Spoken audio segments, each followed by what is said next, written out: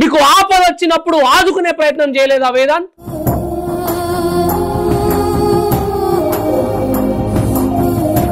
సమాజంలో మీపై ఉన్నటువంటి వివక్ష గురించి మాట్లాడలేడా వేదాంత్?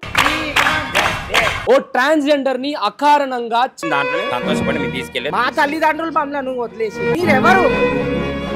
ఈ రోజు మీరు తప్పు చేస్తున్నారు కాబట్టి తప్పు చేస్తున్నారని చెప్తున్నా. ఆ రోజు మీరు బాధితులుగా ఉన్నప్పుడు మీ వెంట నిలబడి చేసిన వాడిదే తప్పు అని కూడా మాట్లాడింది. అసలు నేను ఏం తప్పు చేసినా అని చెప్పి నా మీద దాడులు చేస్తా అంటున్నారు. అసలు నేను ఏం తప్పు మాట్లాడినా అని చెప్పి నన్ను చంపేస్తా అంటున్నారు. నేను వ్యతిరేకం దౌర్జన్యాలకు, నేను వ్యతిరేకం ప్రజలపై దోచుకునే వాళ్ళపై. దండాలు పెట్టుకొని అడిగిన వాళ్ళు ఉన్నారు.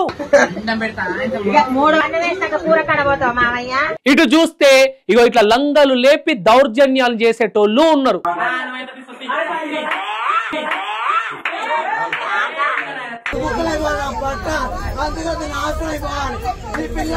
మన పురాణాల్లో జాతి భేదాలు లేకుండా సర్వత్రా సమానమైన గౌరవాన్ని అందించే విధంగా ట్రాన్స్జెండర్స్ ఉండేవాళ్ళు. దేవి దేవతలు హిజ్రా రూపాన్ని దాల్చినటువంటి ఘటనలు ఎన్నో ఉన్నాయి. అరే సృష్టి మూలమైనటువంటి పార్వతి పరమేశ్వరుడి యొక్క రూపం, అర్ధనారీశ్వరుడి రూపం. ఈ గొప్ప చరిత్ర యొక్క గౌరవాన్ని ఈ రోజు ట్రాన్స్జెండర్స్ ఏం చేస్తున్నారు? ఇదే కదా నా ప్రశ్న.